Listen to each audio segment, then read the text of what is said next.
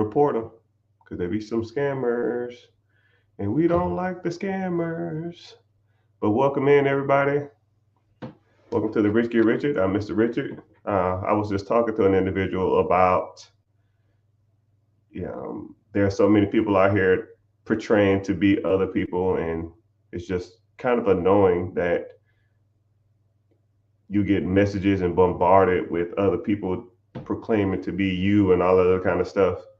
So, be cognizant or be aware that there are scammers out here, and that goes for any account. You can be a just a regular influencer, you can be a rapper, you can be a celebrity, and what people will do is they will imitate those pages. And I've even seen some pages that I have almost as many followers than I do. And it's kind of crazy that I can't even get a fake. I can't not fake account. I can't get a secondary account because every spelling of my name is already taken. Every type of profile that I wanted to make doesn't even say my name on it. I can't even get it because so many scammers out there, and I just have to block them. So if you ever get any messages from me saying invest in this, send me some money, do this, do that, it ain't me. I don't need to send you no text messages. I'll DM people or I'll message back to you, but I'll never ask you to send me money on an app. All right. Only thing I do, if anybody wanted to reach out or anybody want to learn anything about me or anything, anybody wanted to learn more about the process, is I do a free webinar. And in the webinar, it's me live. I interact with you, and you can ask me whatever kind of questions you want if you're like serious about moving forward, or serious about doing it and this stuff. And that's the only thing I do. And I do it like that specifically for that reason, because if I DM people, you can mistake and think it's me. I mean, there's some profiles out there of mine that has like hundreds of thousands of followers, and I'm just like, wow, man, this is crazy. I hope that I never, um, I hope that anyone never gets anything, being a victim of circumstance, even though I've come across people that people have money had been taken from them. And I almost feel bad. I can't do nothing about it though. I can't just, okay, cool. Someone took $300, $400 from you or something like that, or $500. Here, um, here's the money back, which I would happily do that. But then I'll run in the risk and people just saying, hey man, you sent me $500 and I sent you $500 and it was fake account. And it was just someone just saying that.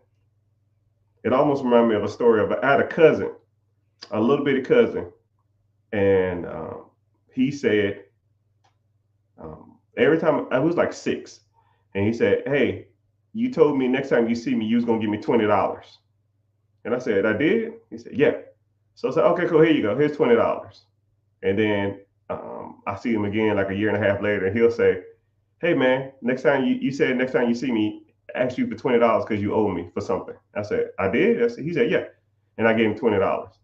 And this kid was doing that shit for he literally was doing it for like 10 years. Every year I saw him because I didn't remember. Then the wife stepped in and was like, that kid tells you that you go give him $20 every time you see him, and you don't even think about it. You just give it to him.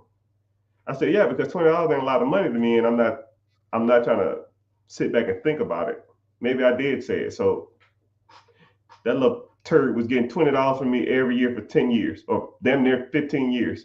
Moral of the story is, if I said, yo, if you got ripped off from a scam artist, message me and I'll give you the money back. Then these scam artists would just message me and say, hey, I got ripped off by you, give me money. And that's what I don't want to do. So, I mean, it's just part of it. But yeah, welcome in everybody. So if you fell victim or someone's messaged you on social media, it's not me.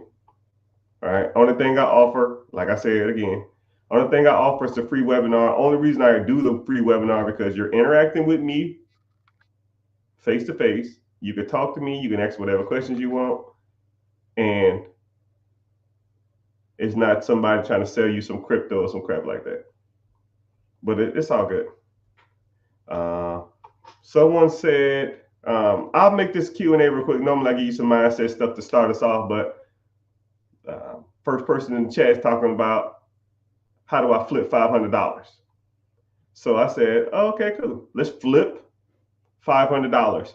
And I want you to think about it like this. If I had to reset my life, if I had to start over from scratch and I didn't have any money, how would I do it? Because $500 comically is not a lot of money.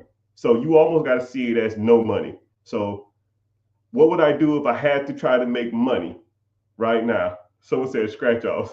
That ain't it. So this is what I would do. I would take all the time I had that I wasn't devoted to my job, because you're more likely to have a job. I would take everything I have and I would devote it towards making more money. So let's break that down. Let's say you go in at 8 in the morning, you get up at 7, you got to be there at 8, you get off at 3:30 or something. I don't know, say 4. You get home at 5. You wind down for a little bit, you take a shower. That puts you at about 5:30. 5:30 to 9:30-ish, 10 o'clock, that's when you need to start making more money. That's your time to devote towards any and everything that can make more money. So you say $500, you can buy a pressure washer. You can buy window cleaning supplies. Hell, you can buy a car detailing kit and you can start car detailing on the side.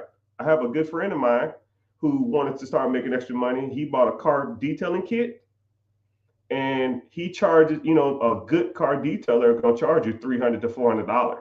So what he does is, to get his name out there, he just charges $100 or like $75. And if you have 2 cars, he'll charge, $1.25 or something like that.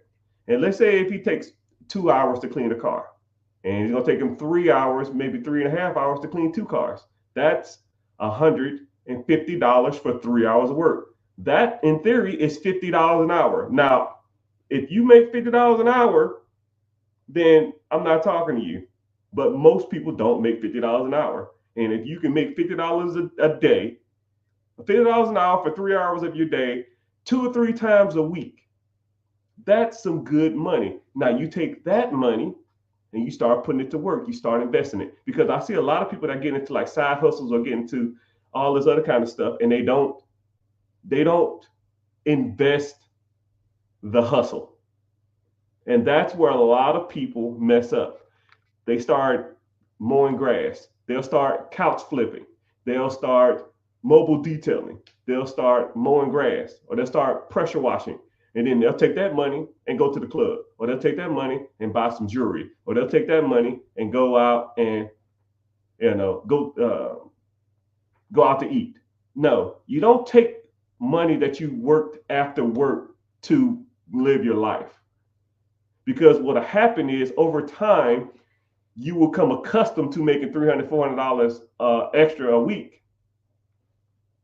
You'll make $200 or $400 extra a week, and then now your lifestyle will increase, and now you have to make that $300 or $400 a week just to survive. And you don't want to do that. You almost got to live like that money never happened. Take that extra money and invest it.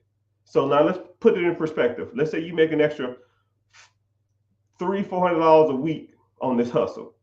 $300 or $400 a week over, I'll put it at 350, right? 350 times 52 weeks. I'll take a couple weeks off. Maybe you weren't busy. So 48 weeks, that's an extra $16,000, $17,000. Let's say you put the $17,000 into a compounded interest account. That compound interest is going to pay you 10, 12, 14%-ish. Let's just say on the low end, it's 10%.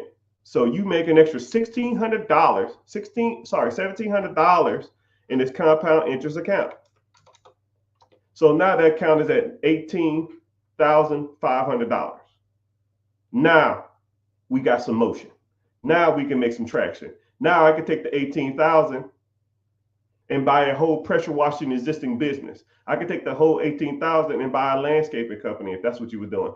I can start, if I was couch flipping, buying couches for dirt cheap, $100, $200, and then cleaning them up and selling them on Facebook Marketplace for $500, $600, $700, $800 plus delivery fee.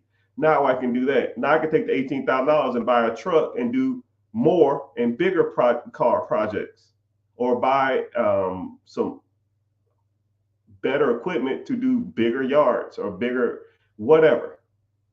So now, you know what I mean? That's really when you, and then you can start making track, or you can even do this. You can just take that 18,000, keep doing that. Let's get up to 20,000. Go to the bank. Then what's called a portfolio loan. The portfolio loan will loan you 80% of that. So now that money's going to keep making 10% a year forever. You take out a loan of your money, they'll give you 80% of it. Now you take the $18,000 and now you buy something that's going to at least make you that money back and some. So that's just one way that you can do that. That's how you take $500, pretty much shit, and make it sugar, you know. But there's multiple different ways you can do that. There's multiple ways you can go about it. Hell, I didn't even talk about the credit route. Let's say you have not the best credit.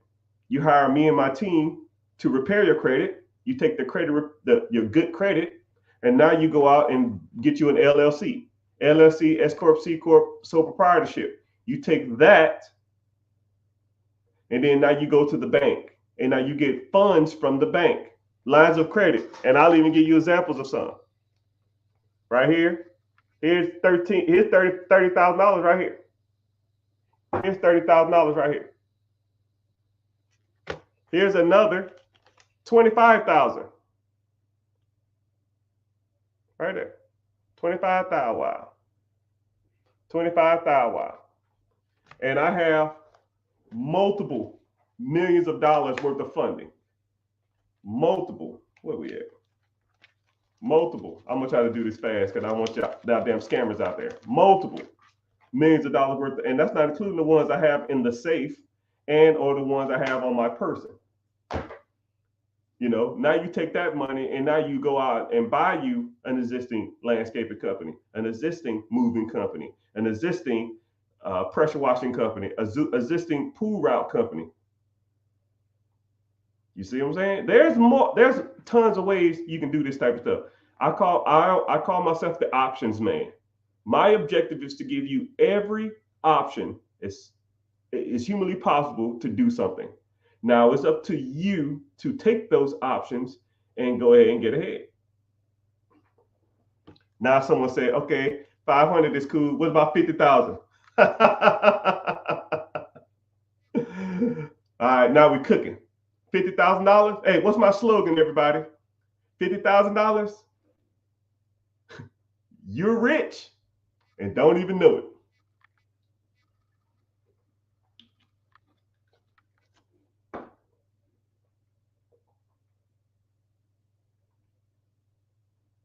Somebody said $50,000. So this is what you can do. You rich and don't even know it. Yep. What you can do is, let's say you have $50,000. You can put 10% down, or even 5% or 2.5% down on an existing business. Let's say the business is 10% down. You do 10% of 50,000, which would be a $500,000 business. Let's say that business is generating, I don't know, 200,000 a year in cash flow to you. So we're going to keep the math simple.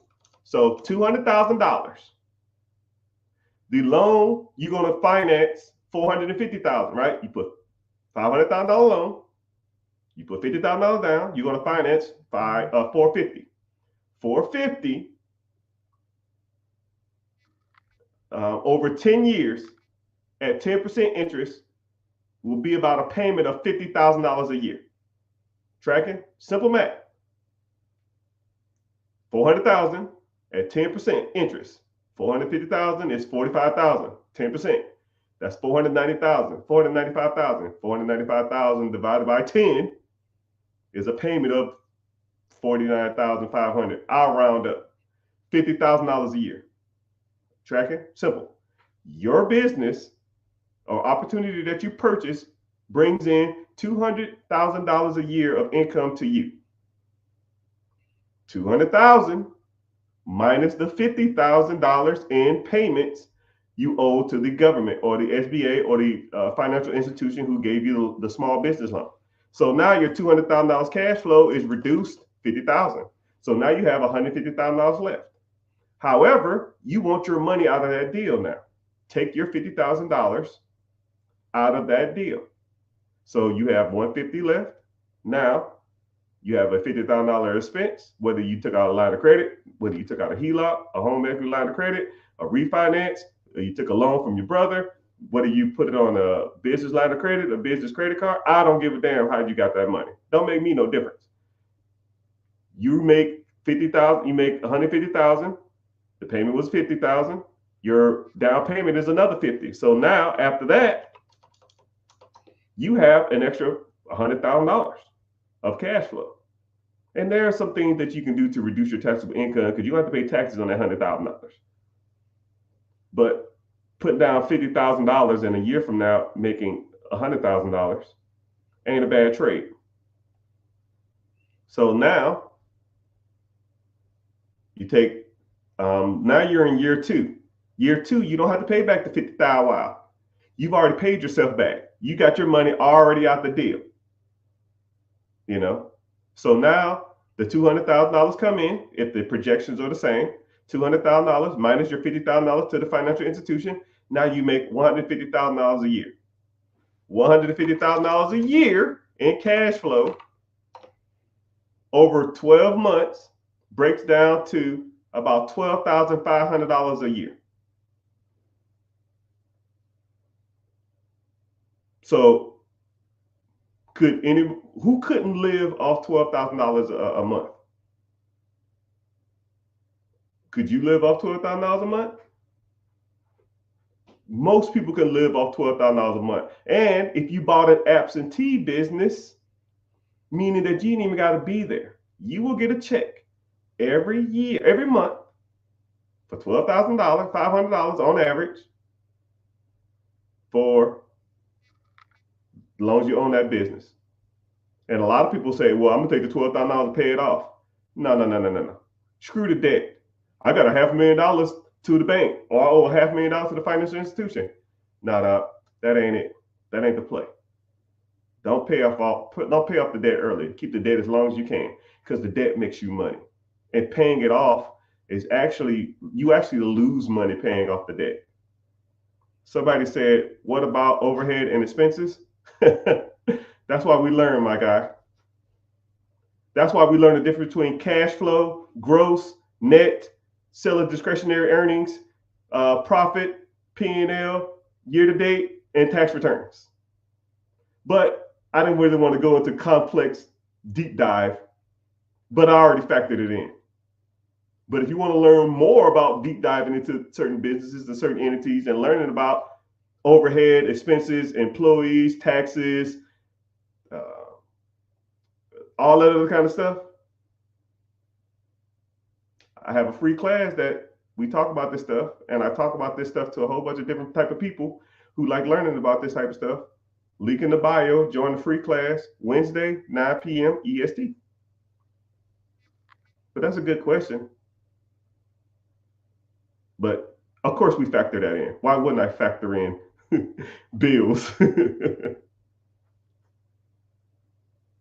Someone said, where can I find these businesses for sale? I mean, you can find businesses for sale anywhere. You can Google businesses, your state for sale. And a ton of different websites will come up. Looking for businesses is not hard. It's almost like saying, where do I find someone to date? I mean, you can go to dating sites, you can go to the club, you can go to the bar.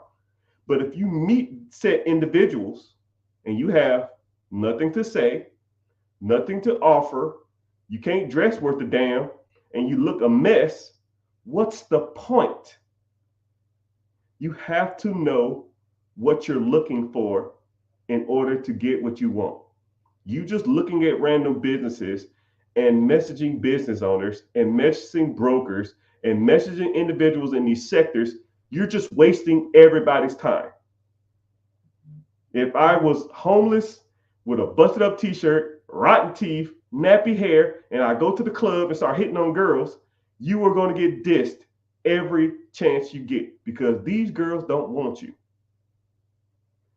Business owners and business brokers, when they get messages from people who don't know what they're talking about, they automatically just shun them out the window. I'll even give you a quick example. When I or anybody who knows me or anybody who I teach, if I message you, like if people message me or contact me and their business, if they're messaging me inquiring about a business and they're messaging me from a .com, Gmail, Yahoo Mail, Ymail, MSN Mail, I already know this person is not a professional. Just think about that. Now, how many offer? Let's say you Google a business for sale in your area. Let's say it's a Dunkin' Donuts or some shit. Who knows? Whatever the hell you want to buy, and you message him. My name is Hot Lips 55 at Yahoo. They're not going to take you serious. Not even close. And then what do you ask for? What do you ask these people for? Hey, I see you have a business for sale. Yes, I do. Let's say if you get past the screening, which a lot of them will screen you, because I know, because I deal with these people all day long. Let's say you get past the screening, they're in a good mood. What do you ask for? Hey, is this for sale? Yes. Can I buy it? Yeah, you got the money? No. I thought you was gonna like try to work something out. No, you come to me. You're acquiring about it to me. What do you ask me what you want from the business? And I can even break down multiple things you can say on those conversations. What are you even asking for? And let's say, hey, okay, cool. You don't know what you're talking about, but I'll send you all the information anyways, right? Do you know how to read all the business docs? Do you know the difference between SED, P&L, seller discretionary earnings, freaking cash flow, gross revenue, business expenses, tax returns? I mean, do you even know what any of that stuff means? You're just looking at a whole bunch of numbers. You're wasting everybody's time. You have to know what you're talking about. Even if you get past everything else, then you don't even know what a good deal is. I'll even ask you this question because when I get a new mentee or I get a person, I'll always ask this question. I'll ask you 3 random questions. Let's see how well y'all do.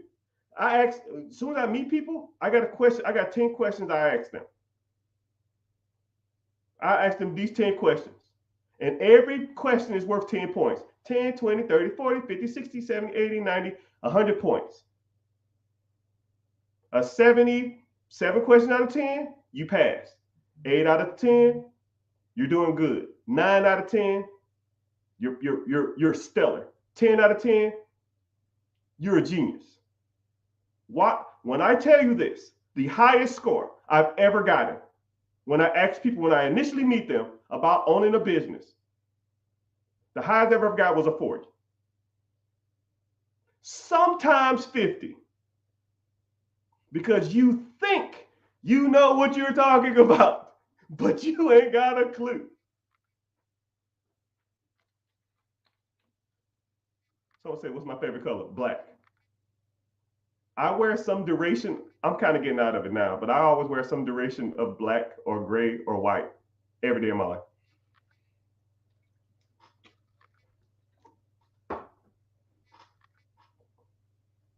Focus, people. Focus. So I'll even do this. I'll ask y'all a question. I'll ask one of the questions I asked on the test.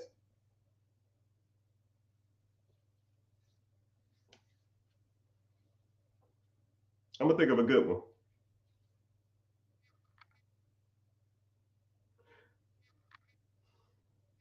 There's a business for sale.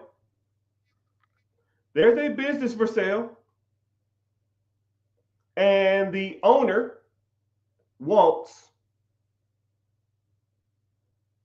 $1 million for the business. The business produces in cash flow to him $1 million. So the day you buy it, 1 year from then, you will have $1 million in your account. So if you bought it for $1 million and it produces $1 million cash flow, you break even. Money to your pocket. You buy for $1 million, it makes $1 million. Okay? Super simple. The business has been open for 10 years. So he has a decent track record. However, he was doing some stuff under the table for a while, and now he wanted to go legit. So he started doing everything by the books. He's been doing everything by the books for about 2 years now. $1 million, running the business kind of under the table, wanted to go legit. 2 years legit. $1 million cash flow. Is this a good deal or a bad deal? And if so, why?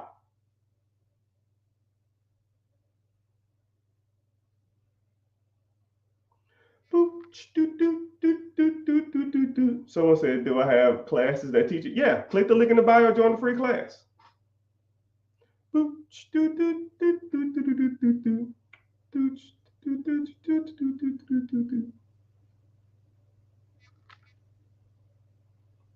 Bad, I need an accountant. Huh? He does have an accountant. He had an accountant for the last 2 years. Like I said, he's showing tax returns. He, accounts receivable, all that shit. Good. It's been open for 10 years now. Someone said 2 years not long enough. Yeah, he's been open for 10 years. Tax liability? Huh? What? I don't know what that means. It looks like a number fudge. Yeah, he's been going legit for 2 years. The last 2 years, he has tax returns. He has everything squared away. You took the tax, he took all the money and he bank records, tax returns, accountants, lawyers. We're good.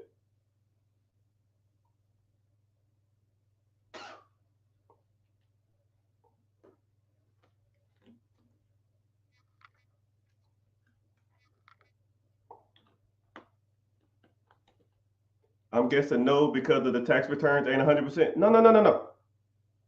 He went legit. He's been legit for the last 2 years. Tax returns are good. Lawyers are good. Everything's good. The taxes will still be on him. Huh? I don't know what that means. Only 2 years legit. Some people say good. Some people say bad.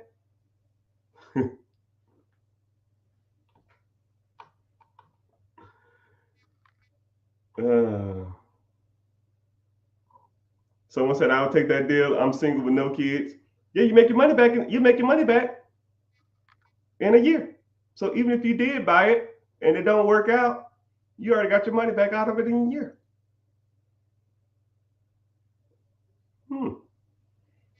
Those type of things that you should know, people. Some people say good, some people say bad. Who knows? I know. I'll give you another one real quick. Let's say there's a business and it's $1 million. And the cash flow is, to you, the owner, is $250,000.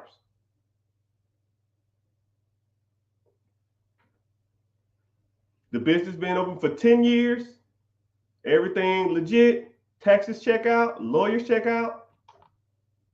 You buy for $1 million. It produces $250,000. You get a 25% rate of return on your funds.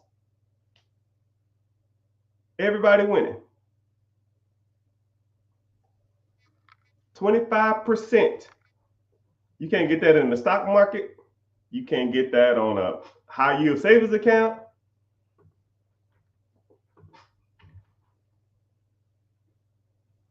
You can't. Someone said due diligence. Let's say the due diligence is good. Everything's good. Everything's legit. Lawyer's good. Finances are good. You got an accountant. The accountant's good. It's been open for 10 years. The reason why they're selling is because they're old and want to move out the country and retire. It's all gravy. And what's crazy about it is the reasons that y'all say yes or no is not the reasons y'all should say yes or no. It's kind of crazy how that works. It's like it's either y'all talking yourself into it or talking yourself out of it, but for not the reasons that you should be talking yourself into it or out of it. It's just crazy.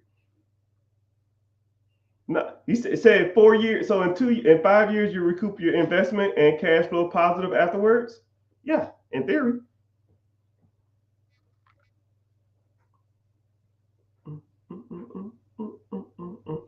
The answer is, I give you the answers to both of them. So question one, there's a business that is for sale for $1 million and it produces $1 million worth of income to you. Earnings before interest and depreciation? No, man. Like, you doing EBITDA and stuff? No. We're not doing no EBITDA stuff. Like, you're overthinking it, right? Surface level questions. This is surface level. Don't overthink this. He talking about some EBITDA, which is the calculations of earnings before depreciation, taxes, amortization, and appreciation. Dude, bro, no, we ain't talking about that. Which is good.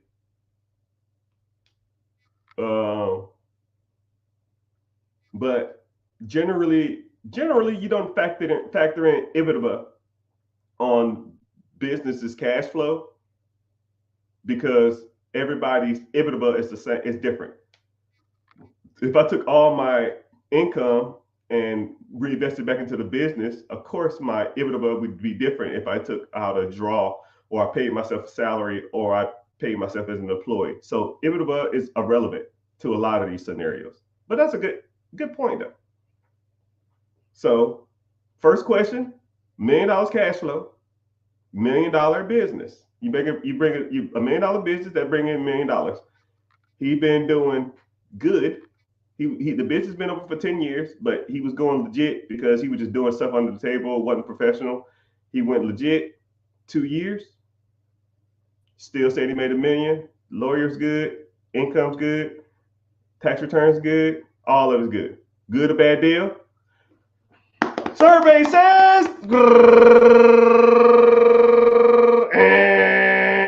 bad deal. So, question 2. So if you say good or bad deal, for whatever reason, it's only a 50-50 shot. I mean, it's a guessing game. It's 50-50. It's either good or bad. But the reasons why you said it's bad, nobody said the reasons why it's bad. Nobody said the reason why it's bad. So next question. Preguntas, question. Number 2. $1 million business for $200,000. $1 million business that produces $250,000 cash flow or 25% rate of returns. Somebody said because of management fees. No. See, get into class. You got to learn, brother. I'm going to break this down first before we even get finished. Whenever you're making money in a business, everybody gets paid first. Your managers, your employees, your staff, your lighting, your cable, your electricity, your rent. Everybody makes money first. What's left is yours. And if you don't have enough money for everybody to go around, then you don't eat. That's why you need to learn this stuff, people. So when people say stuff like, what about a management fee? Yeah, managers get paid first. Employee is a manager. They get paid first. Rent gets paid first. Payroll, insurance, cable, water, electricity, they get paid first. That's why you have to learn this stuff, because some people out there will make $1 million and then pay themselves every month, and then they won't have enough money to go around after the fact. So you can't do that. That is illegal. You want to go to jail or you want to go home? Can't do that. So maybe I need to clear that up. But those are the type of things you're gonna learn. You learn that people get paid first. Then everyone gets paid first, then you get paid last. But what's good about that is everything that's left is yours. Word. Next question. The business is worth $1 million. It brings in, I don't know, $2 million in gross. Your profit is $250,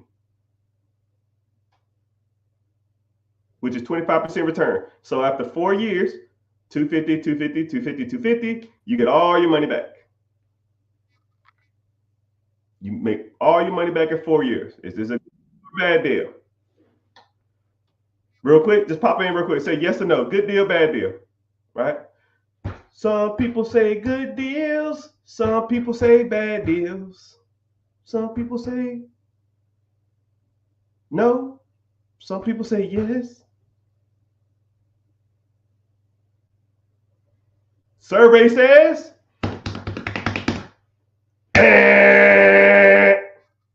bad deal.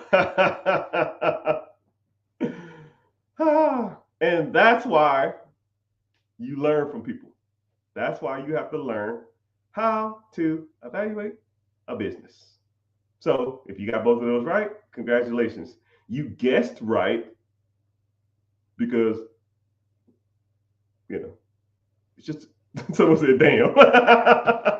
But did you get both right? Did you get both wrong? Did you get one wrong? Did you get one right? I mean, I don't know. Some people, and then what's crazy is a lot of people will get questions right, but they don't know why they got them right. Some people will get the questions wrong, but someone said I got both wrong. Yeah. Don't feel bad. Nobody passes. It's like the Kobayashi. Uh-oh. Who even knows what that is? So if you were a Star Trek nerd, whenever you become the captain of a ship, they give you what's called a test called the Kobayashi, because Kobayashi is the person who wrote the test. Even though they say Spock did it, but that's a nerd. That's wrong. A person named Kobayashi designed the test for you to fail. And they don't want to see how bad you fail, because you're going to fail it. The objective of the Kobayashi test is to see how you react and how you think and how you process stuff. So when I ask people the 10 questions or the 5 questions, whatever I want to give you, depending on how much time I got, it's a Kobayashi. You're not going to win. Nobody wins. The moral of the story is it's for you to see how you react and how you look at certain things, because you don't know the answer. Because it took me years to learn the answers, and you're not going to just wing the Kobayashi. You're not just going to wing knowing how to properly evaluate a business. It's just don't work. It doesn't work like that. You have to learn certain skills. You have to learn how that stuff works.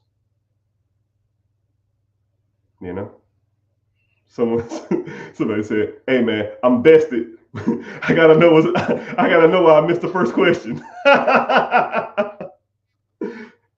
So the first, I'll even kind of break this down a little bit. I really don't go into deep dive and stuff like that, but I'll kind of break down the first one a little bit too. So whenever you're evaluating a business,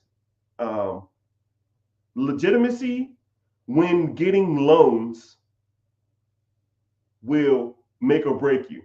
Because if you're going to get a loan from a financial institution or you're getting a loan from the government, they don't give a shit how long you've been in business. They don't give a shit how long you've been making money, because they're looking at how long you've been legit. So if you haven't been legit long enough for us to get a good track record of your history of the business, then it's not a good enough business for them. Now, on paper, because $1 million of income versus $1 million asking price is 100% rate of return, that's good. That's great money. But to a financial institution, they don't like that for multiple reasons, which I'm not going to get into on this. Multiple reasons. I can break down. Multiple reasons. And, I'm not saying I would or wouldn't. There's things that you need to learn about longevity and legitimacy when it comes to those type of entities. Regardless of, even if it was legit for 2 years, shit, what was it doing the first 10 years? If they was making that kind of money, why didn't they go legit? What are they hiding? I don't know. What if they was damn bankrupt and they fucking scheming money some other kind of way? I don't know. And the government doesn't know either. And the government, financial institutions, the SBA, Small Business Administration, whoever's loaning you this money, microloan, SBA 7A, 504, SBA Express, those institutions do not play that shit. Especially once you start getting in bed with like national banks and stuff like that, because they're going to have to underwrite that stuff. And they're going to say, yo, this has been open for 2 years. Oh, no, he said 10 years. No, the papers will say 2 years. I don't give a shit what he or she said. He could say 1,000 years. I started this shit during the last crusade of Joan of Arc. I don't give a shit. I'm looking at the paperwork. It says 2 years. So that's what we base it off of. Okay? But I'll give you that one. Well, there's a little more to that too. Just note that it's not good. But if you want to take that deal, then that's on you. But you couldn't do it through a government entity or a financial institution. Say word. Someone says, if someone's career involves a lot of negotiation and evaluation in corporate deals, are those skills transferable to buying a business? Yeah. Because if you're negotiating corporate sales, you can negotiate selling of a business. And then the bad part about it is, if you have that kind of skill set, you could if you can negotiate corporate leases and corporate takeovers and all that kind of stuff like that, you can negotiate a lot of other stuff. Just being good at negotiating on any level is good at helping you buy stuff that makes money. Real estate, businesses, side hustles, ATMs, you could just use those and transfer that to that type of stuff. But that's a good question. Will it make you more or less successful? Execution makes you more successful. I've seen people who had no skills be successful, and I've seen people with all the skills in the world not be successful. Difference between people with no skills and the difference between success to me and non-successful is execution. That's the difference. I rather I give you the best analogy in the world. Say if I sat here for 5 hours and talked to you about how to swim. After 5 hours, I said, okay, cool. Let's get in the water. The one guy who has no skill at swimming, go run and jump in the water. Don't even hesitate. Just jumps in the water. And then the person who used to swim as a kid a lot, but then kind of forgot how to swim, sitting there talking about, what's the temperature like in the water? How cold is it? So how do I tread again? Could you go over that lesson again? Could you do this? What about this? What about that? While the other guy is already in the water, treading, trying to float, asking questions in the trenches. Now, both of them might learn how to swim, but the person who ran and jumped in that water will figure out how to swim faster than the person who's sitting on the sideline asking about swimming. So that's where the rubber hits the road. People who execute in life are typically more successful than people who don't, regardless of their experience, regardless of their know-how, regardless of their other successes. To me, it don't really make a difference. I'd rather take somebody who's a gunslinger who can't shoot worth a damn than someone who's a marksman shooter who never pull the trigger. Man, that's a good analogy. God dang, that was good. Put that on a t-shirt. Someone said, question, what makes you take the leap to start your own business? Hating working for people. um, Me personally, I would go to work and I would see, one thing about me and my job is I was in the military, 21, 22 years of however long I was in. You would meet or hang out with the same 20, 30, 40 people every day, right? It ain't like a regular job. You would, when you go to a regular job, maybe, you'll get certain people that you hang around with all the time. But in the military, you literally are forced to hang around with different types of people.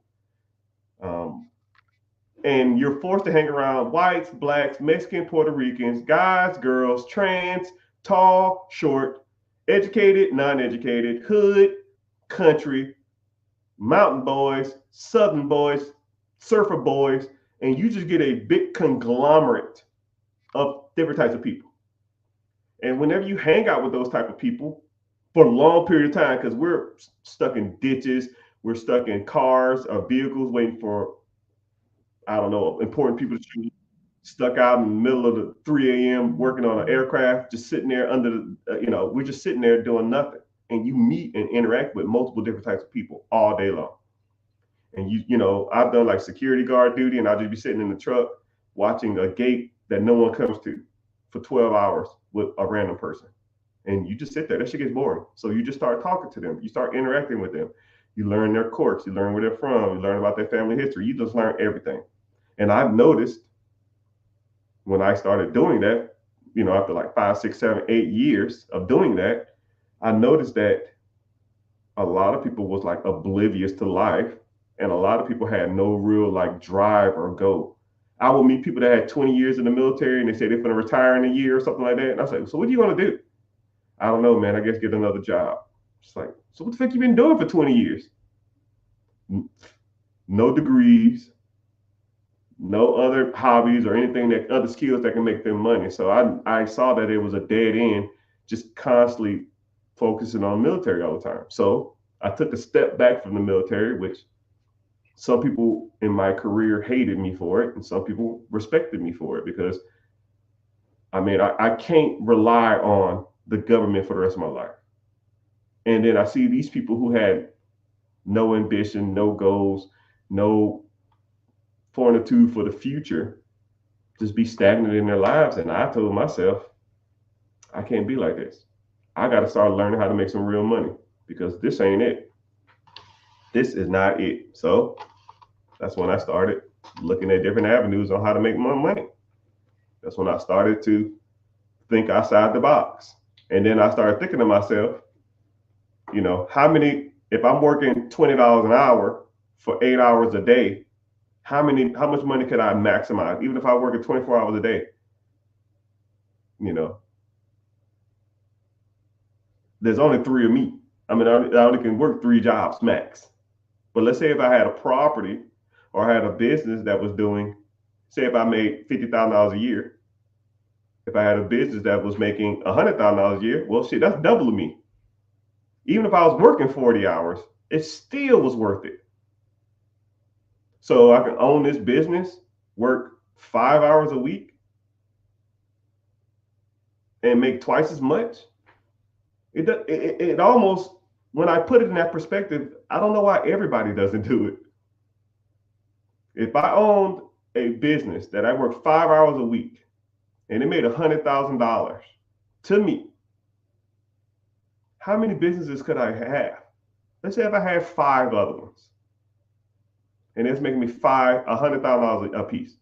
That's 25 hours a week, which is still less than the 40-hour week you work, and that's not including traffic. So now I'm making $500,000 a year for 25 hours a week of work, while you're making $50,000 a year for 50 hours a week of work, including commuting and getting ready and stuff like that. When you start thinking about it like that, it's almost a no-brainer. I hate the term no-brainers, but it's to the point where you should want to do some of this stuff. You should want to go out here and get more money. You should want to go out here and try to buy real estate or buy businesses or start a side business or start a side hustle or buy whatever, right? Start investing, because there's only one you. And when you're 67 years old, you're not trying to be still working, which every time I see it, it's so sad. I go to McDonald's and the cashier is like 70 years old, or they have like the person cleaning the lobby, they're 70 years old. Or I see a guy sweeping outside, he's 65 or something. You think he or she wants to be cleaning tables at 60 years old, 70 years old? Do you want to be cleaning at 70 years old?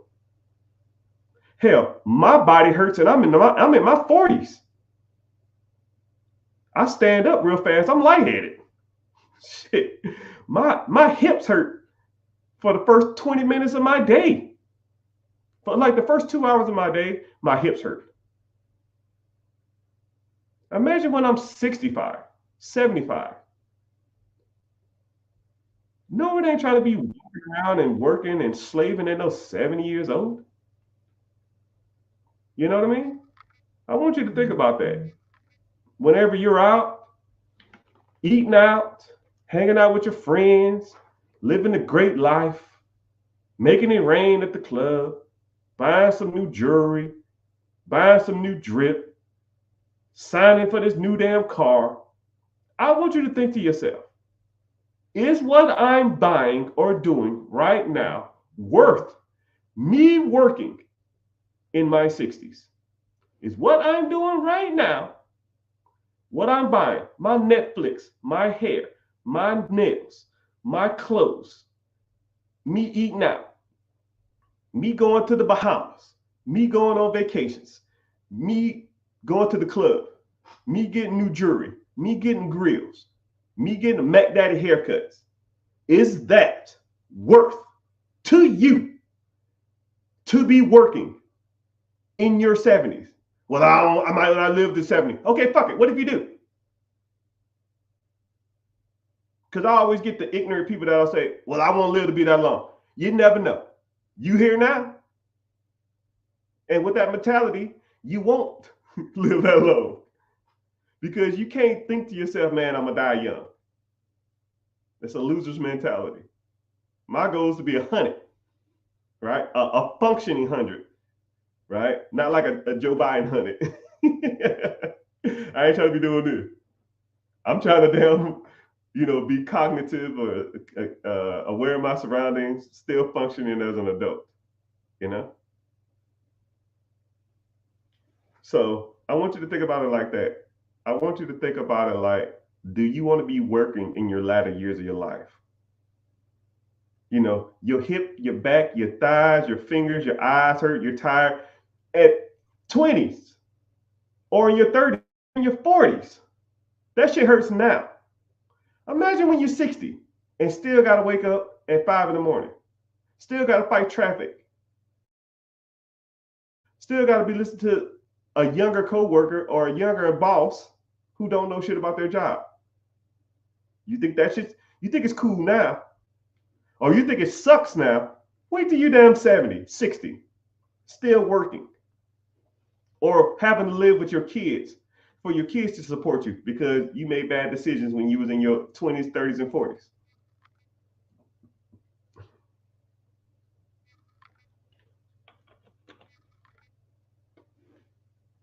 That's some real shit for you. And I'll always see people in the comments on videos of mine.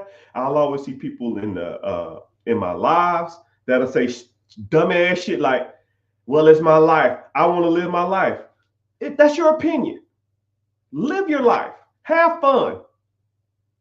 But when you're old as hell and got two nickels to rub together, still grinding, still struggling, and all you had to do was make a couple of tweaks in this time, you're now. I don't give a fuck about what happened in the past. I don't give a damn what you bought. I don't give a damn what you got. I don't give a damn about none of it. We're here now. What are you going to do now for tomorrow? Man, Mr. Richard, that's cool and all, but I need this Hellcat. You have fun. Hope doing donuts in the middle of the damn parking lot, put it on social media is worth you struggling for the fucking rest of your life.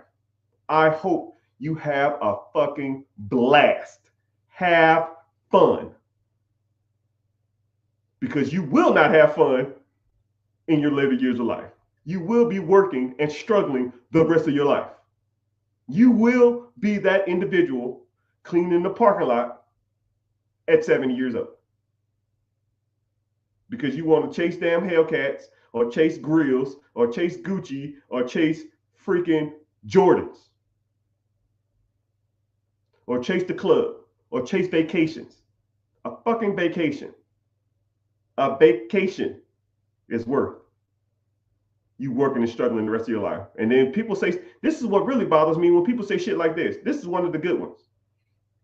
Well, I don't want to be old and have my money because I can't enjoy it when I'm old. Who the fuck old around here? I'm old? I'm old to you. I'm old. I'm still functioning. I'm old. Yeah, because when I go out to vacations, real vacations, not the Bahamas or a cruise to Jamaica, that's not a vacation. Riding damn donkeys in a villa in Italy while being fed crepes and wine, that's a vacation. Going to Bora Bora, digging a hole, throwing a pig in there and covering it up with leaves while I get initiated into their culture while they rub a little smoke on my face and eating this prepared meal overlooking the ocean. That's a vacation. Not a cruise.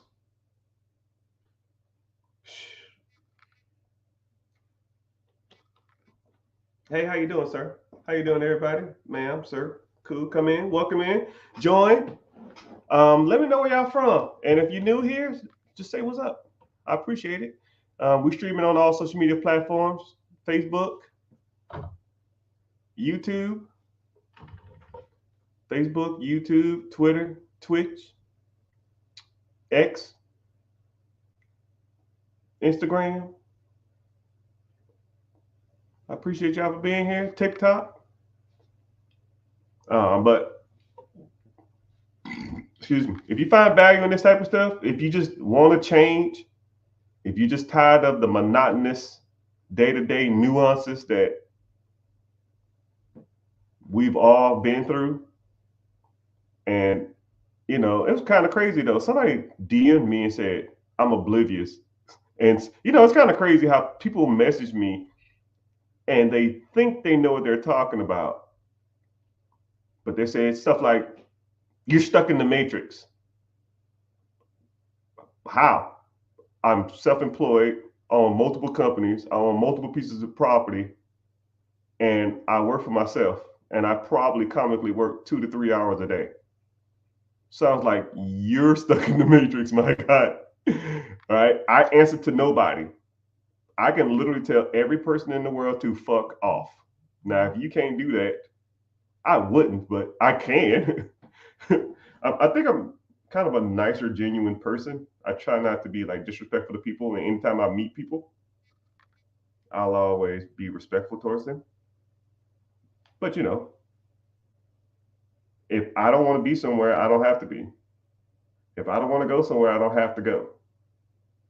If I wanted to do something, I go do it. You talking about breaking the matrix? You talking about a level of freedom that people would damn near kill for. Like that's a level of freedom that I have now. If I want to go to Greece coming up soon, cool.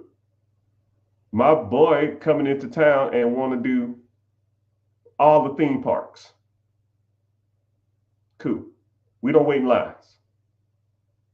Disney, Universal Studios, Volcano Bay, Busch Gardens, whatever we want to eat, we eat. Whatever we want to ride, we ride. And we don't wait in lines. We show up at 9, we're out by 1 because we skip all the lines. Because I don't want to be there no longer than I got to be. That's the type of freedom that I want. And I'm not, when I swipe my card, I don't think about, man, what card should I swipe? Because I don't know how much money is on there. I almost have to remind myself to review my accounts. That's the kind of money that you should want. I have to go on because my kids' Spotify account and their YouTube and their PlayStation accounts are connected to my credit cards or my debit cards, whatever you want to call it. So I got to go on there every 2 weeks to make sure these kids ain't damn spent $400 on Minecraft or something like that. That's why I review my accounts, just to make sure that everything is on the up and up. But I almost couldn't even spend the money I make, right? I can go out and get any car I want. I can live wherever I want. I can travel wherever I want to. I've been around the world and I can't find my babe. Not bragging. It's just I'm trying to talk to you from a position of where I was to where I am. When I joined the military, I was making $1,000 a month 20 years ago. I was making $1,000 a month. You couldn't pay me $1,000 an hour now to do whatever you tell me to do. You couldn't pay me $1,000 an hour to go get a job. It ain't worth it. You couldn't pay me $1,000 to wake up early. I want you to think about that. Thank you for the gifts. You couldn't pay me $1,000 an hour to get out of my bed early and go answer to somebody else. It ain't worth it. And you have to start believing it here and believe it here before you believe it here. You got to start going into work and thinking to yourself, you're better than this. You're bigger than this. If you feel like you're the smartest person at your job, if you feel like, I'm not going to say people are beneath you, but you ever feel like this company won't run without me? Your boss don't know what the hell's going on. I'm surrounded by, for lack of a better term, idiots. Except that one person that's cool, but you don't want to hang with them outside of work. If you felt like that ever, you felt like I felt the last 15 years of my life.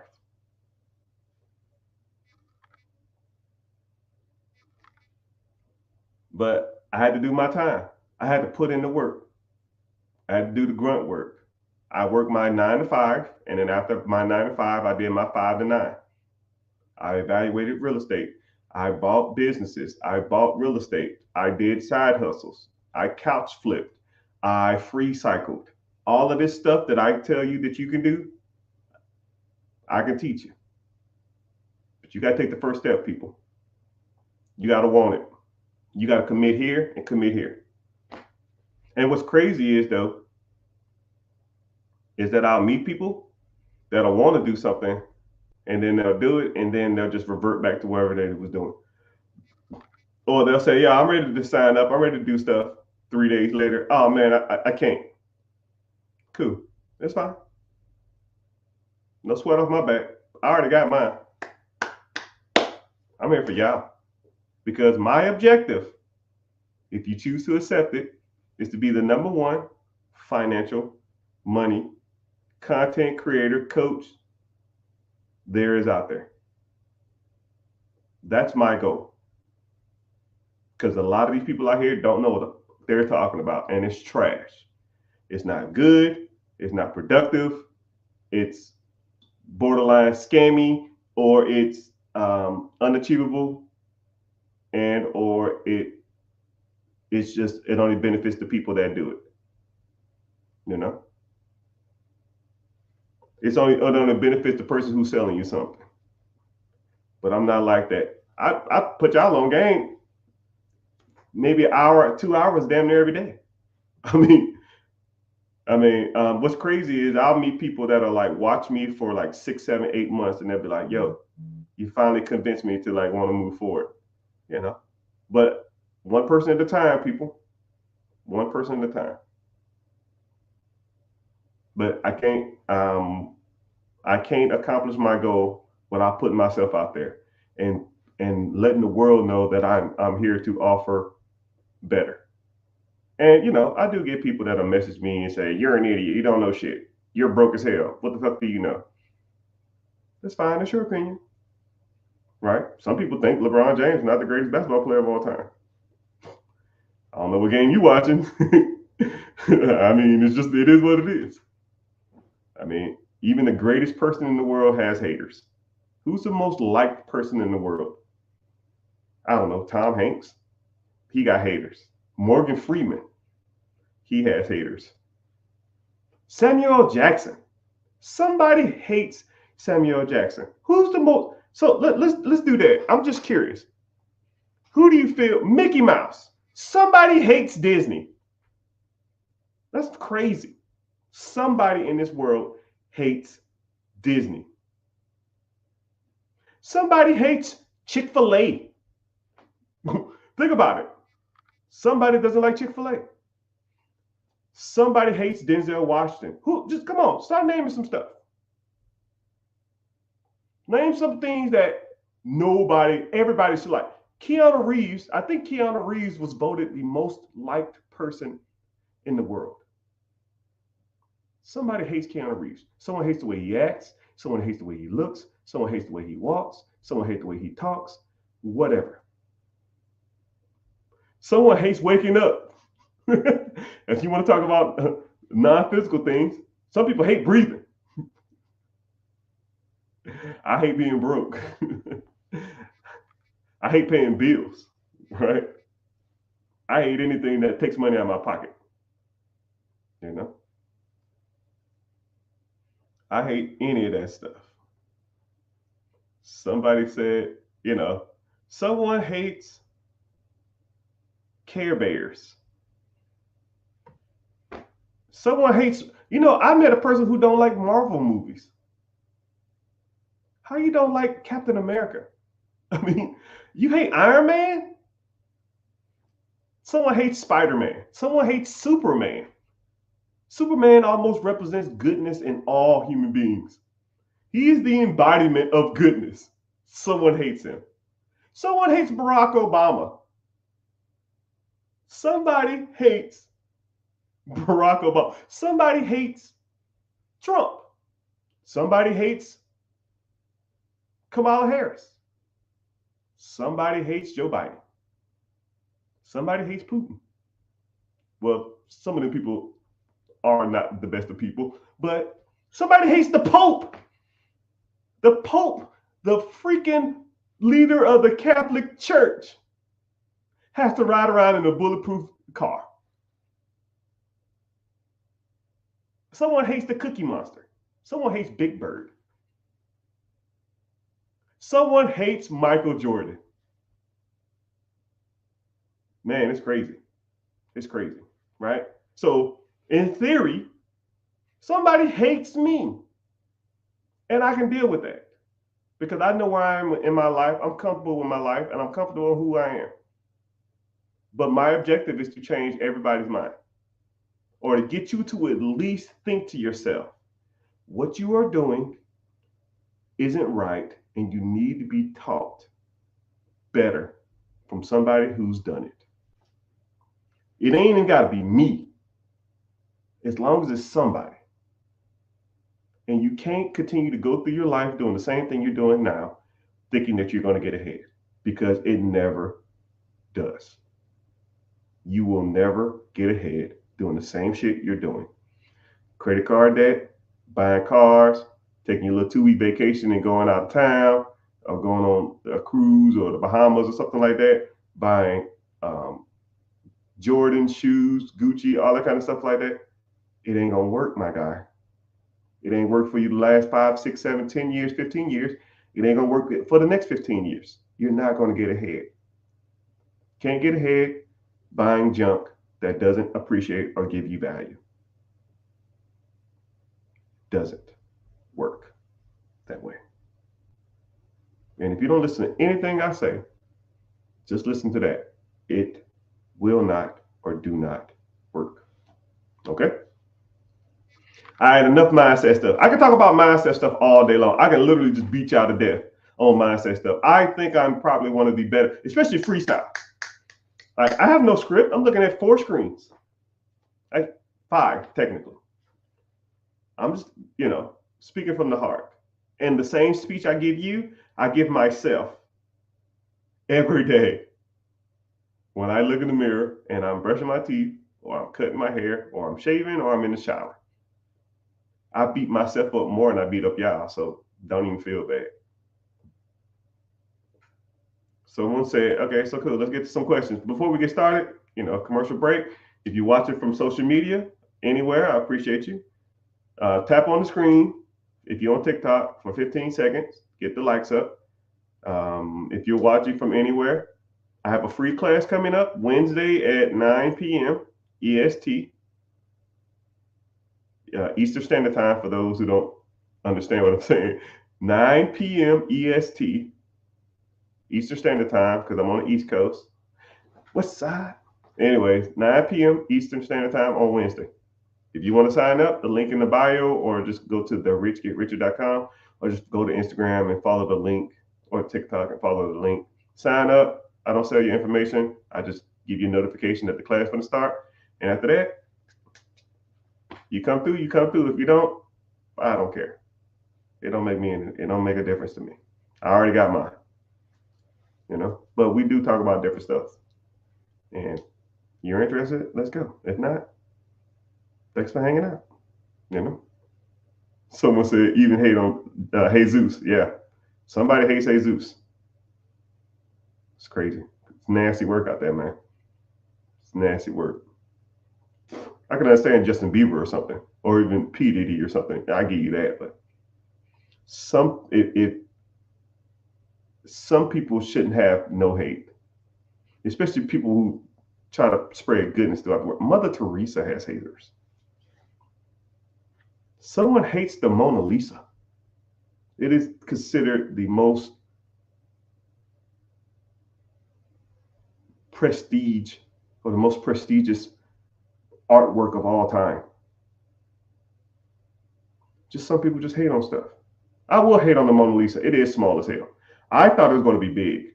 That shit's not big at all. It's no bigger than this. It's probably like this big. I thought it was huge. That shit little as hell.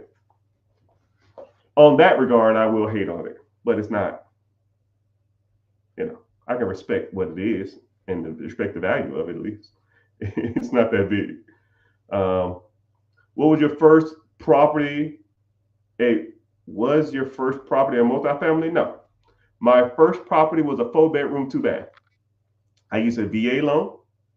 I put 0% down. My PITA, property taxes, interest, and insurance, was 9.25%. It actually was like 9.27. I just tell people 9.25 when they ask, because it's just easier to remember. 9.25. I had 3 roommates. I charged them $500 a piece. 500, 500, 500. That's 15 hondos. 15 hondos minus my 9.25. I profited $1,500 a month. You're thinking, wow, if you charge $1,500 for 3 roommates $1,500 minus 925, your profit was only 575. Ah, ah, ah, ah, ah, ah. Some people will take the 575 and live off of it.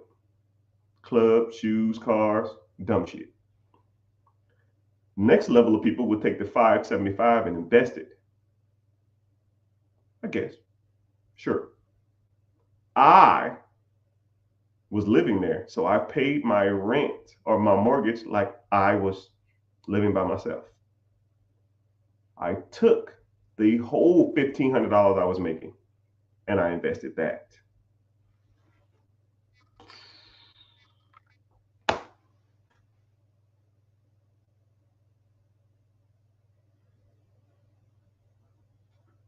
That's how I did it.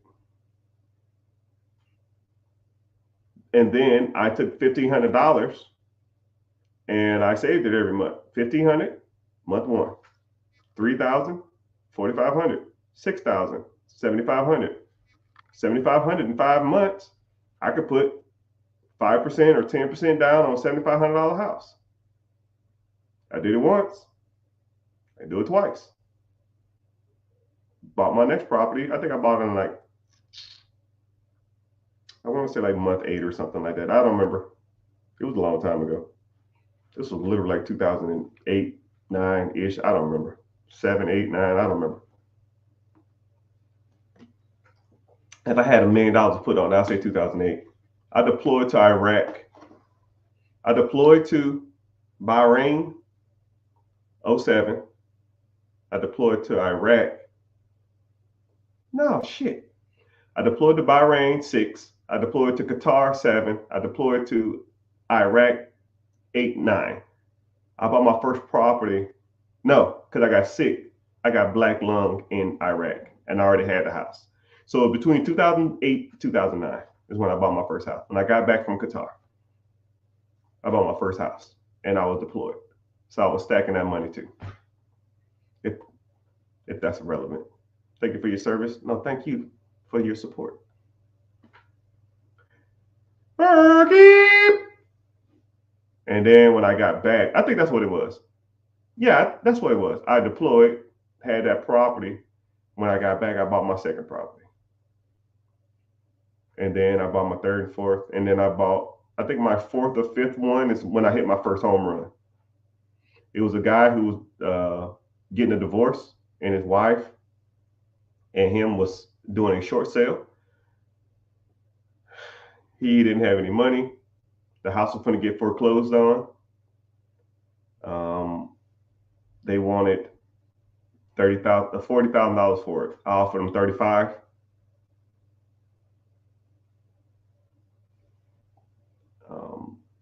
They came back and said 40, and I fixed the roof. I said 35, and you fixed the roof, but it was kind of the same thing. So we'll just say it was 40 grand. That was about what it was. I bought it for 30 grand, put, I don't know, 10, 15%, I don't know what, down. I owed 32,000. I fixed it up. I put another $10,000, $15,000 into it. So I was all in like 20 grand or something, 20, 25 grand. So 32,000 minus your 20 grand. I had 50 into it. I sold that shit for, I think like 145. I got a check for like 90 something $1,000. Not 89, I think it was like 90,000 and some change. And I said, oh yeah, I can do this. That was my first, like, I call them home runs because it's more money. A home run to me is more money you can make in a year. So when I hit a home run, that means that I can't work a year and make this kind of money. All right. Average American makes $56,000 a year. Actually, it's 54,000, but I think it just went up to 56. I don't know. It was 55. The average American makes $55,000 a year. So if I can do a real estate deal or a business deal that makes me more than $55,000 a year, it's a home run, right? The biggest deal I've ever done was 300 and something. So I'll let you know I'm not here fucking around. Biggest deal I've ever done was a little over 300, and it was a 6-hour deal. You do the math on that.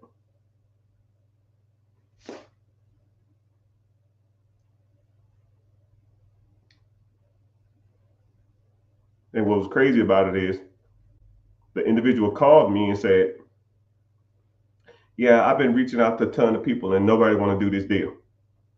I said, "Well, why don't one want to do it?" They said they're just scared. They don't want to deal with it. And I said, "Well, break it down for me." I kind of walk you through this one a little bit, and then um, he had a piece of property that had a whole bunch of trailers on it. I think I talk about this a lot. He had a whole bunch of trailers on it, and the trailers was condemned. And then I said, let me go take a look at it. So I go look at it. It was like 6 trailers, but the trailers was AFU, all up, right? I would walk through the trailers. You would fall through the floor. It was like a homeless person living in one. And I was like, well, I see why no one I want to deal with this. And then I just stepped back and I used my brain for more than a hat rack. And I just started looking around and I was like, where are we? And it was like, we're in XYZ. And I was like, and I just started looking at where all these trailers was. And then when I was driving to the trailers, I just saw new construction, new house, new construction, new house. And I said, the money is not the trailers. The money is the land. So I got a surveyor out there. He said, if you put a new house on this, you could subdivide the lots. You could put 8 houses on this lot. I said, well, what are lots going for nowadays? He said, lots are going for, I don't know, $75,000 to $100,000 a piece. And I said, well, that's not clear. They're cleared lots though. There's nothing on it. So this will be a little cheaper because you got to clear the lots.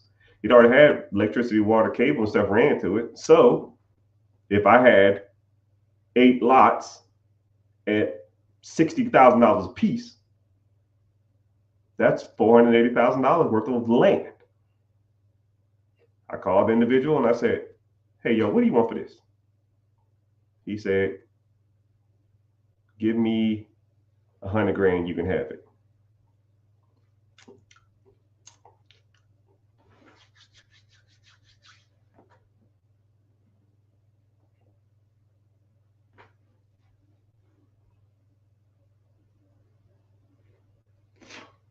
I don't do land deals, but I did that one.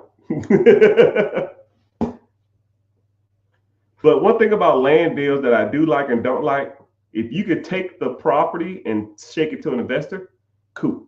If it's in a desirable area, cool. Don't buy land and hold on to for years. That ain't a good deal. You know, that's not a deal. Now you can buy land and sell it. You can buy a land or a piece of lot that's extremely valuable in an area that a lot of people are building houses. You might got something, but you got to get it at a deal.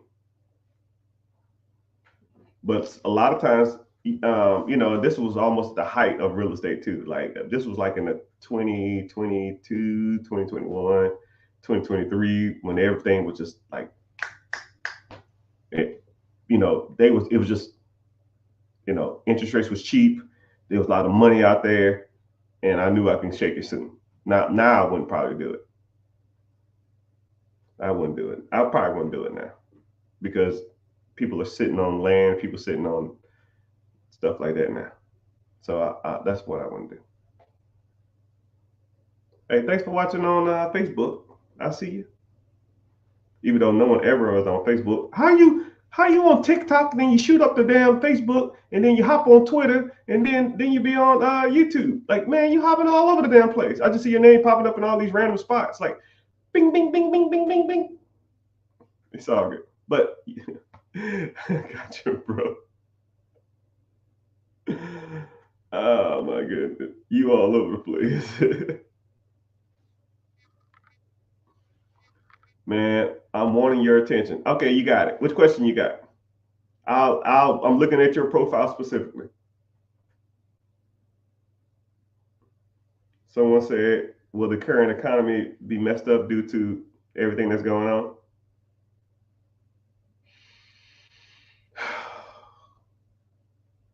Depends on how long it is.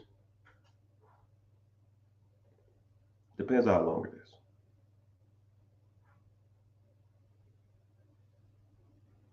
Yeah. Ask the question. I'm looking at you. I see you. Ask your question.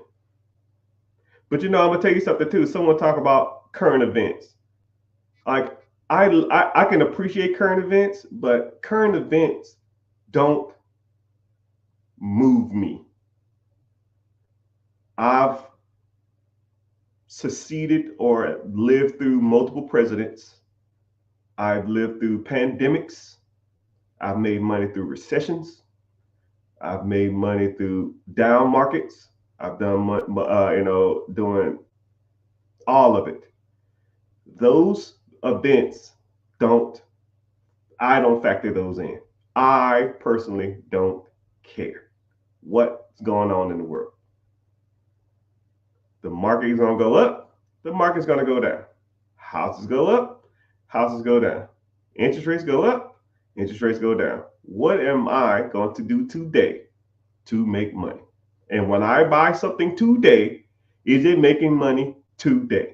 Now, if it ain't making money in the future, then I will adjust. But I don't adjust according to what they did in the past. I don't adjust according to what they're going to do in the future. I don't care. I'm adjusting to what they're doing right now. What are interest rates now? What am I making now? What is my cash flow now? And if one day it's not making cash flow, then I will adjust. But I've already generally made enough money to compensate for whatever mistake is going on in the world, or going on in the private sector, or going on in the stock market, or going on in the feds, or going on in the administration. I've already made enough money for my deal to be profitable. And we all take L's. We all take L's. The only difference is some people take L's, they sit, bitch, complain about it, and think about and play the victim. Some of us take L's, learn from it, move on, and press. I was reading this one article that Jay-Z said, yo, man, I just did this one deal and I lost $10 million. So he said, it is what it is. Take the L, learn from it, and keep pressing. That has no factor on what I'm going to do. No pity parties here, right?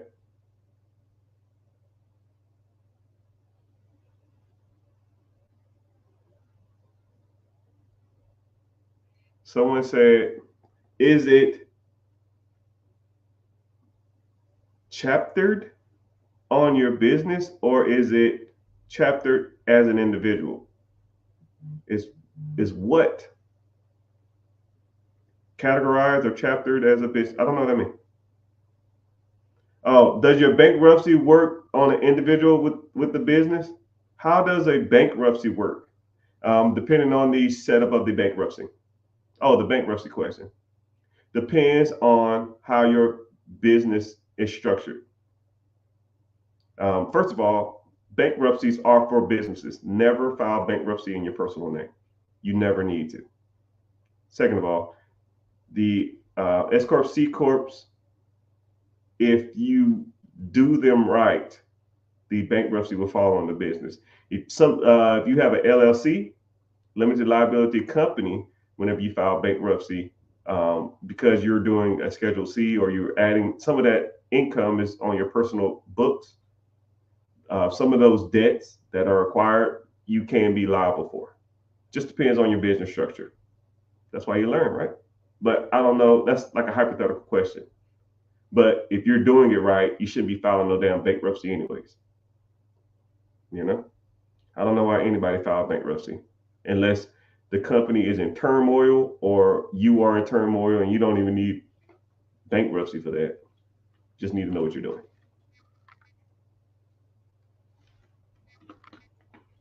Do you put your rental properties under an LLC?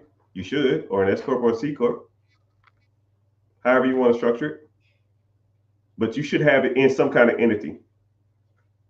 Some kind of entity. And if you want to get into the bigger boy stuff, I say initially you can start with an LLC, but when you start getting a decent amount of properties, you need to start bumping that stuff up, man. Oh, you so look. Hey, look at you, man. He hopping all over the damn place. I was on Twitter, then on YouTube, then I'm on Facebook, now I'm on. Oh goodness.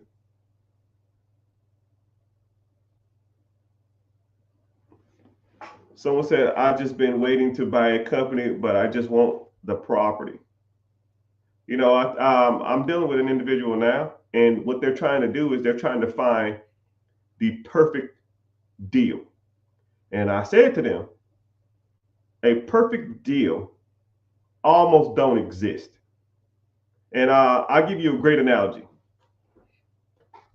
I'll use dating as an example. Let's say if you found a spouse or a girlfriend or a boyfriend or whatever, and they had 75 to 80% of everything you want in a partner. 75 to 80%. I'll even say 75% because I'm gonna put on a little edge. You found a partner, you met them, and 75% of the stuff you loved, but 25% of the stuff you didn't like. Is that a good person you want to date? Would you take that chance? Or are you holding out for that 100%? Because that 100% is going to be really hard to find. 100% of anything is going to be a hard pill to swallow for anybody. Okay? If you want to move forward in a relationship, if you want companionship, if you want a relationship, if you want marriage, then you're going to have to make some sacrifices. I can tell you everything there is about owning a business. I can tell you everything there is about owning real estate. I can tell you everything about owning ATMs. I can tell you everything about storage. I can tell you all that shit in the world. Now, if you want the perfect location, you want the perfect business, you want the perfect hours, you want the perfect amount of money, you want the perfect owner financing deal, you want nothing is perfect. Some things you're going to have to compromise with. Nothing is perfect. I'm not perfect as a husband. My wife is not perfect as a wife. Well, if she's listening, yeah, she's a perfect date. But, but the difference between perfection and working with what you got to get to where you want. If I was looking for perfection, then I wouldn't be married. If I was looking for creme de la creme, then nobody will be married. They can have a lot of attributes that you find attractive, but nobody is perfect. You might be perfect for each other, but nobody's perfect. And you're not perfect either. You probably pass gas when you sleep. You probably snore. You probably smell weird sometimes. You probably tell horrible jokes. You probably walk weird. You probably get moody when you're sleepy. You probably eat crap. You probably don't work out. You're probably going to gain weight when you're married. You're not perfect. But the difference between, like I said before, people who are successful and people who are not is execution. Getting married and making it work is better than never being married at all. Because anybody can tell you how to date and anybody can tell you how to be married. But nobody can tell me how to be married until they've been married. And nobody can tell me about owning a business until you own a business. You can analyze deals all day long. You can look at businesses all day long. You can look at properties all day long. Best analogy in the world. Everybody knows how to fight until they get punched in the face. Everybody knows how to swim or teach someone how to swim until they get their ass in the water.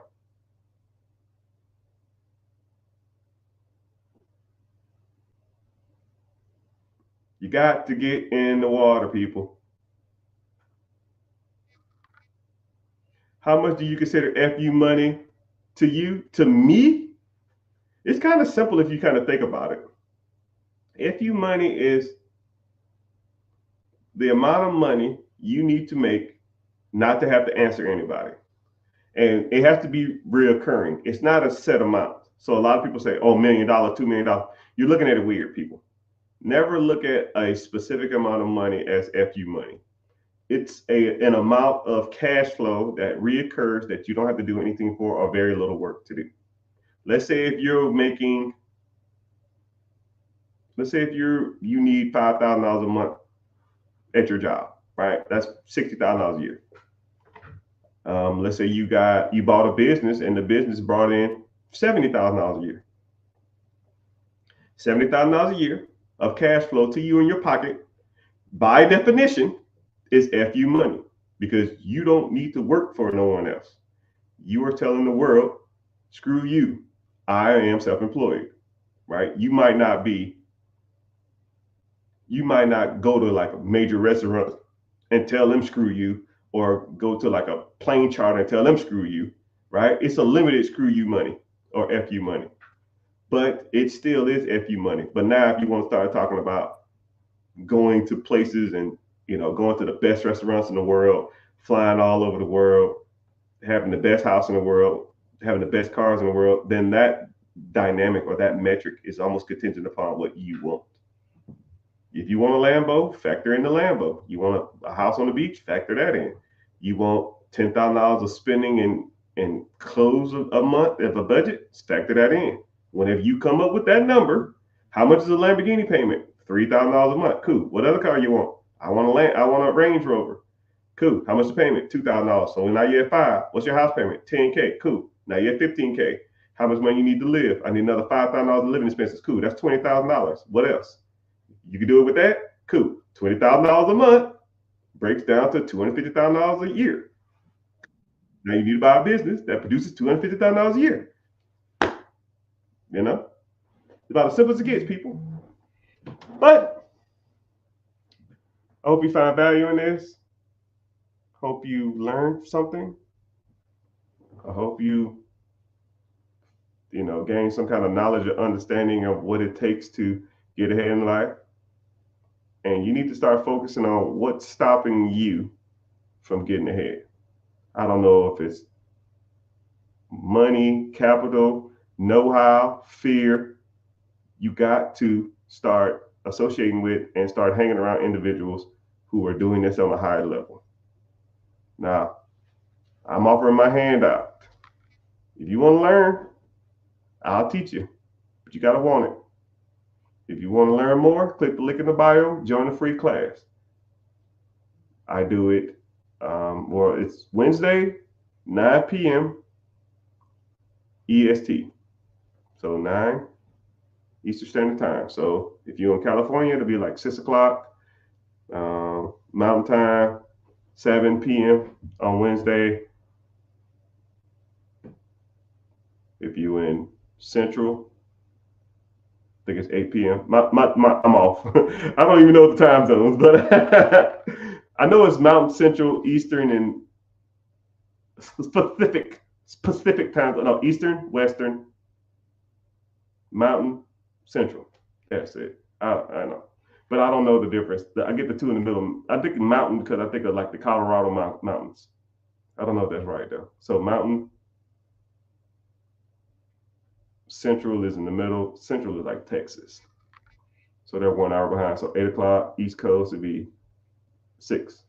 But yeah, if you're interested in learning more, click the link in the bio, join the free class. And if so, I'll see you there. Ask me all the questions you want and we can just go from there. If not, it's okay. Until then, I'll be the Zane.